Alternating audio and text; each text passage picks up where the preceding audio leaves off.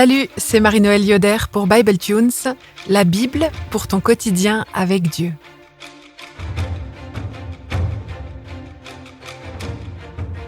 Le texte pour aujourd'hui se trouve dans l'épître de Jude.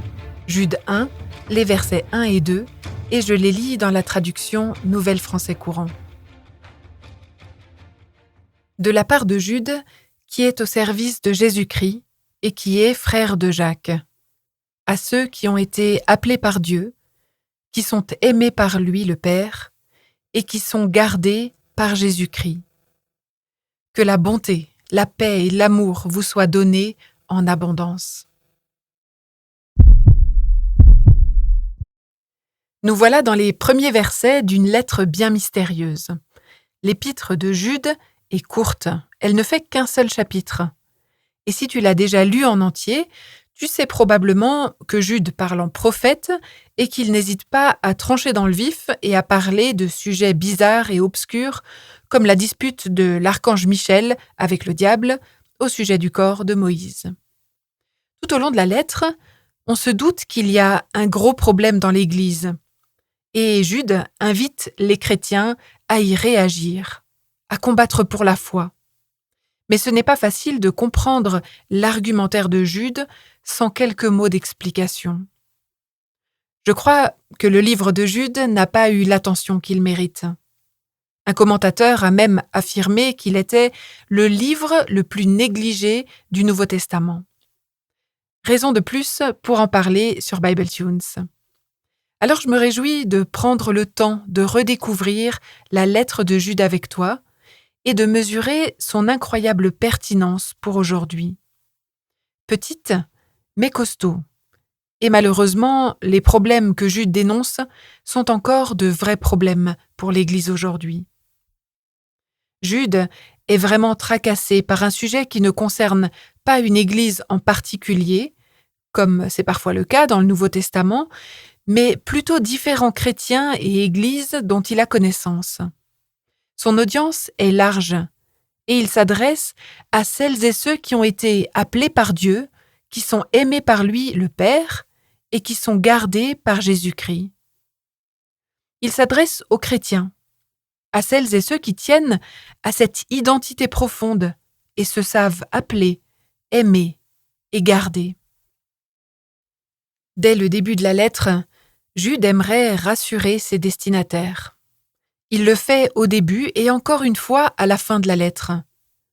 Il rappelle à ses lecteurs, à ses lectrices, à quel point ces trois aspects, être appelé, être aimé et être gardé, sont fondamentaux pour leur vie. C'est un peu comme s'il leur disait « Vous savez qui vous êtes, alors prenez courage. Ne restez pas silencieux quand certaines personnes altèrent le message de l'Évangile. » Les gens que Jude a dans le viseur veulent bien de la grâce de Dieu, mais ils ne sont pas prêts à renoncer à certains aspects de leur vie pour autant. Pire encore, ils utilisent et travestissent le message de la grâce pour couvrir des actes honteux, nous dit Jude. Au début de sa lettre, qui commence presque comme celle de Jacques, Jude se présente avec les salutations habituelles. Il se présente brièvement, Jude, avec son nom seulement. Il s'appelle Judas en grec, mais ce n'est pas le même Judas que Judas Iscariote, le disciple qui a fini par trahir Jésus. Alors pour mieux le différencier, les Bibles en français ont préféré l'appeler Jude. Et Jude a plusieurs caractéristiques particulières. Premièrement, il est le frère biologique de Jacques, celui qui a écrit la lettre commentée dans une autre série. Deuxièmement, Jude et Jacques sont les petits frères de Jésus lui-même. Ce qui fait qu'on a là, dans le verset 1, une petite photo de famille des trois frères. Mais il ne faudrait pas s'imaginer trois gars, bras dessus, bras dessous. Si les trois sont frères, Jacques et Jude reconnaissent une place particulière à Jésus. Ils le considèrent comme leur Seigneur et Maître. Et eux sont les serviteurs. Jacques et Jude se définissent tous les deux comme des serviteurs, des esclaves. Et si on vous laisse imaginer la fratrie au moment de l'écriture de la lettre, il faudrait plutôt imaginer Jude et Jacques au pied de leur frère Jésus. Je t'invite à écouter ou à réécouter le premier épisode sur la lettre de Jacques si tu veux en savoir davantage sur ces liens particuliers de la famille biologique de Jésus. Au moment où Jude écrit cette lettre, les circonstances sont tendues pour les premières communautés chrétiennes. L'Église, elle est comme une balle pressée de toutes parts par des persécutions et au bord de l'implosion. Dans ces circonstances, il faudrait pouvoir compter sur la cohérence, la solidité et la fermeté interne de l'Église, mais il y a des sérieuses failles dans le système et Jude leur rappelle qu'il ne faut pas laisser passer ça. Mais il y a plus urgent encore. Les chrétiens auxquels il s'adresse doivent prendre conscience de leur identité en Christ. Avant même de parler des problèmes avec un langage dur, Jude rappelle à ses chrétiens 3 choses. La première, tu es appelé par Dieu. Ça signifie que Dieu te voit, qu'il te connaît et qu'il t'appelle. Tu n'es donc pas oublié. C'est pas toi qui as choisi de suivre le Christ, comme les premiers disciples. C'est lui qui t'a appelé le premier. Tu peux choisir d'entendre sa voix et de la suivre, parce que c'est sa voix qui t'indique la bonne direction. Deuxièmement, tu es aimé par le Père. Tu as peut-être l'impression que Dieu t'a abandonné, mais il est toujours ton Père et il t'aime. Même si tu as le sentiment de ne pas être à la hauteur, son amour de Père est inconditionnel. Il t'aime parce que tu es toi. Il t'aime parce que tu es son enfant. Et parce qu'il t'aime, tu peux aimer les autres dans et hors de l'Église. Tu es peut-être rejeté du monde, mais tu es chéri par Dieu. Alors ancre-toi dans cet amour.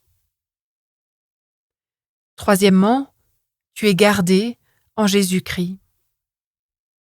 Oui, les dangers sont là, mais Christ te garde dans sa main. Tu peux te reposer sur sa fidélité et sur sa puissance.